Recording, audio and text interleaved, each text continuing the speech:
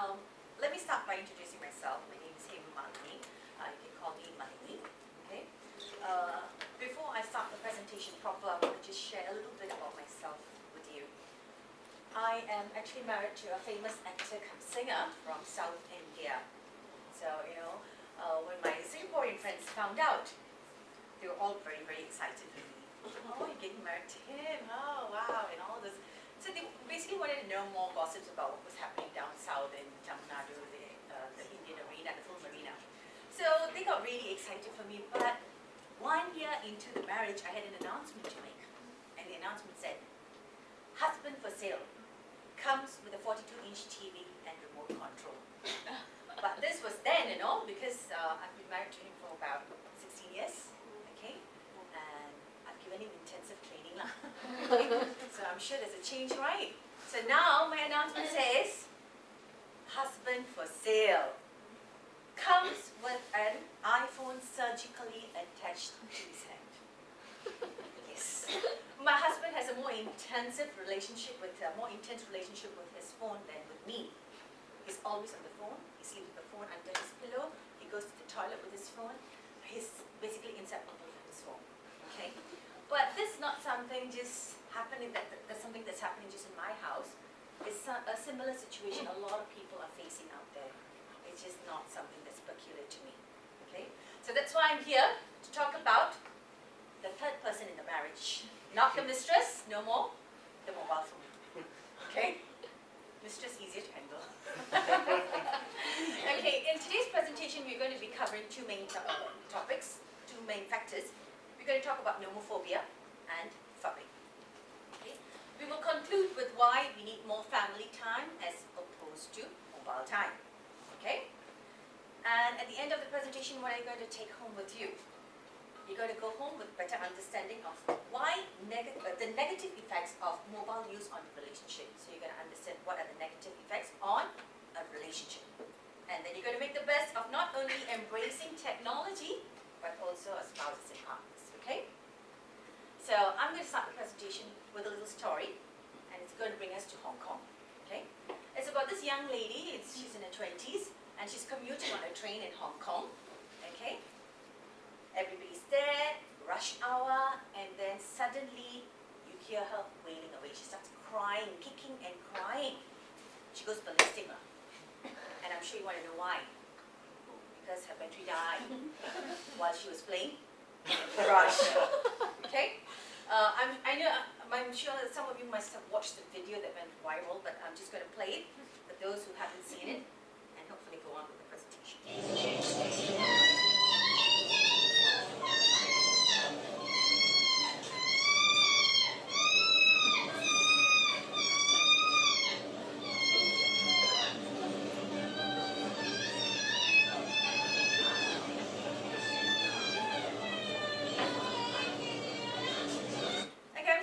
Continue with the presentation. What happens is she stops crying only when someone else comes and hands over a power bank to her. That's when she stops crying. Okay? Such is the addiction of the mobile phone. I would really, really think it's an addiction because it controls people's life more than any form of drugs that I know of. So is a mobile phone a boon or a bane? We're going to find out. And I'm going to share another story with you. Okay, this time it's my personal story. It's about a Chinese wedding. You know how in Chinese weddings you have to go on time. You cannot be late, But my husband is from India, and he's a celebrity in South India. So he's supposed to be fashionably late. So we only go for events when it starts, and then you walk the red carpet, and he waves to his fans. So this is the kind of lifestyle he's been used to, and that's how he is. He's from India, I'm a Singaporean. So we moved back to Singapore for about 6 years now. He's still back in his South India mode of thinking. So I rush him, and we go on for this Chinese wedding, and I know approximately we're going to go 15-20 minutes late. 5 minutes into the highway, and we're driving. Okay, he's driving at 120. I said, no, don't worry, I'll bring you on time. Okay, he's driving at 120. Suddenly he does this. Wearing a jacket. 120, His head is down. I'm like, hey, dude, what's happening here? What are you trying to do here, And then he pulls over at the road shoulder. And this is what he does. He said, girl, I think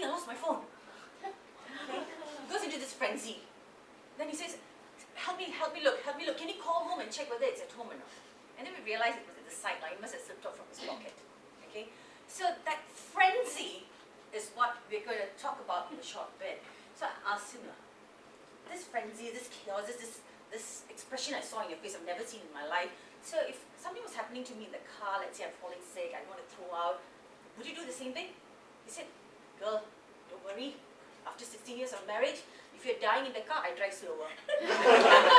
Well, that's my husband for you. But coming back to this, the frenzy that we were talking about is called nomophobia. Nomophobia is anxiety one feels from being away from the mobile phone. Okay? And I'm sure many of us have done it, right? Search your pockets. Hey, did I bring my phone? Did I lose it? Correct?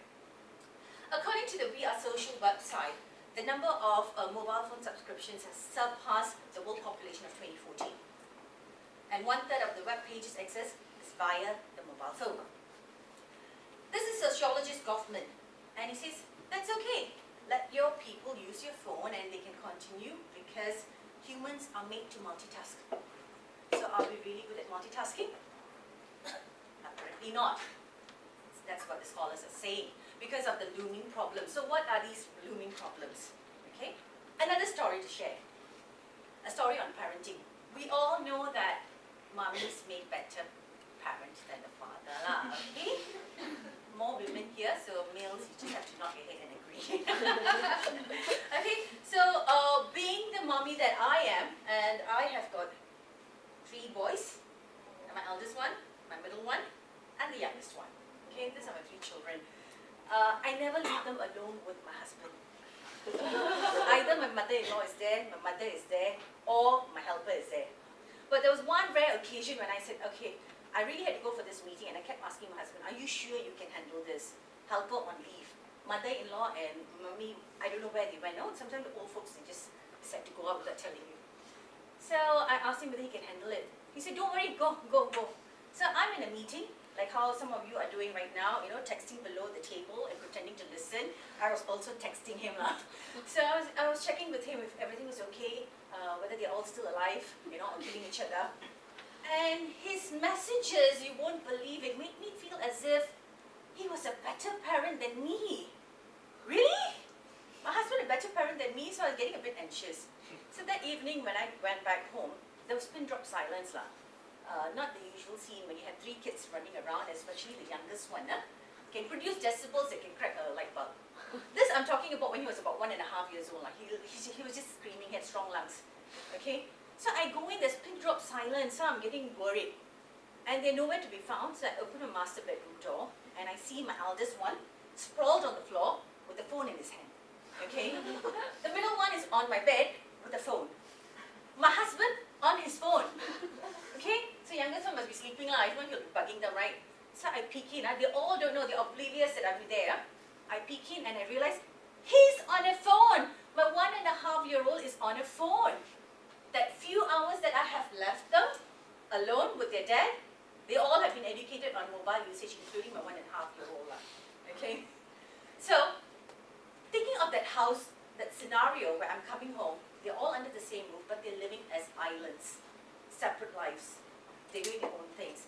So if this can happen in between a father and children scenario, are we then voluntarily fubbing our partners? I'm talking about your spouses and your romantic relationships, okay?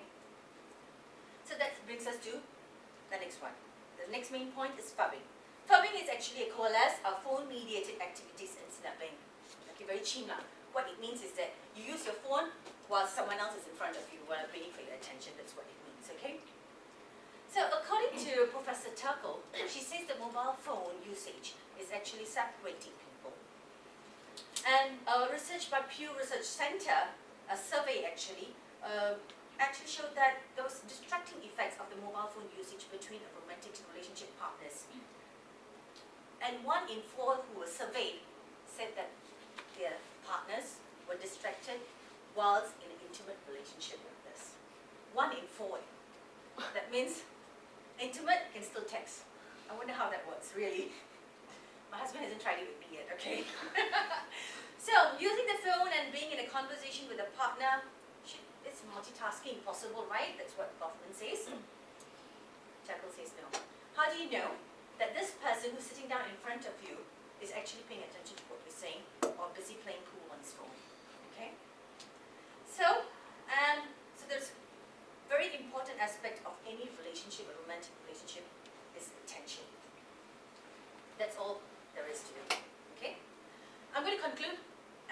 give some pointers to ponder about. According to the American Psychological Association, 50% of all marriages, 50%, will end in divorce. Gloomy afternoon, so I must also say something gloomy. But there is a way of saving that marriage by communicating effectively, listening actively, and most importantly, switching off the mobile phone. Okay? I'm not going to deny that the mobile usage is just purely bad, it's a negative thing. There are good effects, like my 1.5-year-old who's now 3 years old, he knows more animals than I know. He says tapir and llama, and I'm like, okay, and his vocabulary has expanded quite a bit. He knows more nursery rhymes than I've learned all my life. I'm 45 this year, so he knows more nursery rhymes than I do. So there are some positive, very, very positive effects of using the phone to access the internet and also to play your games. But then, I would still want to instill in my 3-year-old the fundamentals of life, respecting the person in front of you and stopping him from thumping. Okay? Let's ponder about this. Is it not ironic that cell phones, originally designed as a communication tool, may actually hinder rather than foster satisfying relationships? And is it not more ironic that in today's relationships, you can touch each other, but not each other's phone? Something to think about. I'm done. I'm just going to play a little video for you to show you the effects of the real life, just in case some of you have forgotten and you're still busy about your phones. Okay? Let me play that for you.